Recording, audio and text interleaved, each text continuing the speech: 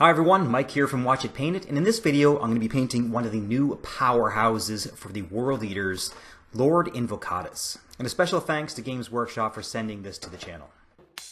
Now where this is going to be a speed paint, I'm going to try to find the easiest way to do a tidy paint job with minimal effort.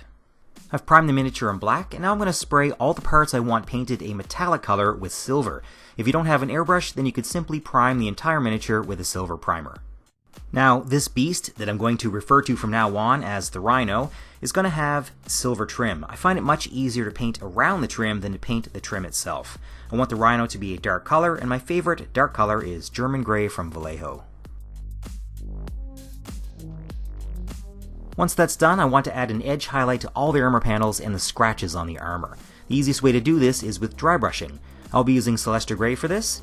And dry brushing can be very messy, so after I've dry brushed everything, I'll go back and use German Gray to do some touch-ups. I find this is still faster than manually edge highlighting everything.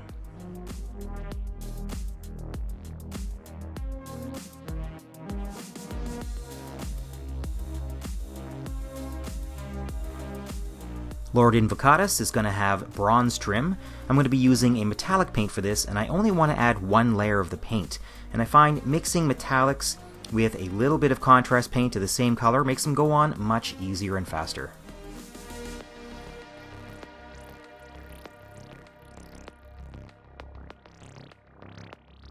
The bronze trim is done, and as you can see, I painted a few other embellishments on the armor as well. Just like before, I'm now going to paint the armor panels around the trim. This time I'll be using corn red mixed with a small amount of German Gray just to make it a bit darker and desaturated. Both of these colors are also very opaque, so I'm hoping that I can get away with a single pass for the base coat. If you make a mistake at this point, it's not a big deal. If you need to touch up the trim, you're using a metallic paint to do it, and metallic paints are very good at covering up other colors. So that's the majority of the base colors on, and now I'm going to switch to a wash. This one is Nuln Oil Gloss, and Games Workshop doesn't make this anymore, but the new Nuln Oil does pretty much the same thing. I'm covering all of the metal colors with this wash, and I'm also covering the red armor. I'm not going to be doing any highlights on the metal, so if I see any large amounts of pooling on flat surfaces, I'm going to dab that up with my brush.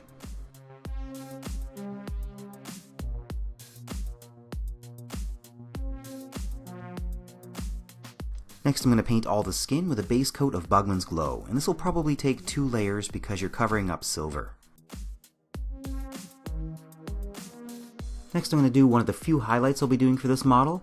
I'm mixing some Rakarth flesh into the Bugman's Glow. I'm then brushing this over the skin, but avoiding the deep recesses in the muscles. I'm also moving my brush upward from below as much as possible. Now Lord Invocatus does come with a variety of large shoulder pads, but I thought it looked pretty cool bare-armed.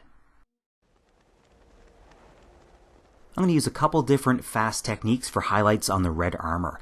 For the pointy bits like the helmet and the backpack, I'm going to do a light dry brush over the features with pure corn red. For the flatter surfaces, I'm going to stipple on some pure corn red, and I'm doing my best to avoid going all the way to the edge. I want to leave a black outline between the bronze trim and the red part of the armor.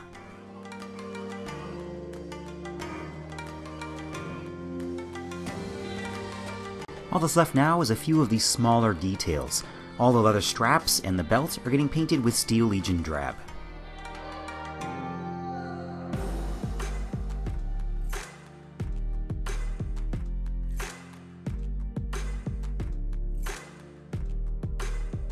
I then put a layer of white over the eyes. I did this off camera because it's nearly impossible to do this under the camera.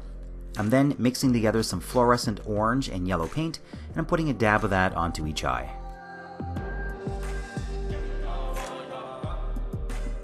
I then mixed Berserker Bloodshade with a little bit of water, and I'm putting this around the implants and into the deep grooves of the muscles.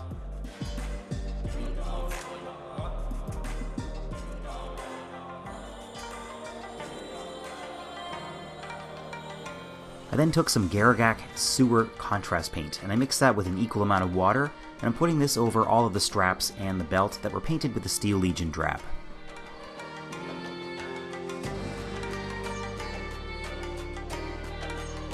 For the teeth of the Rhino and the teeth of the axe, I'm going to use a very bright silver.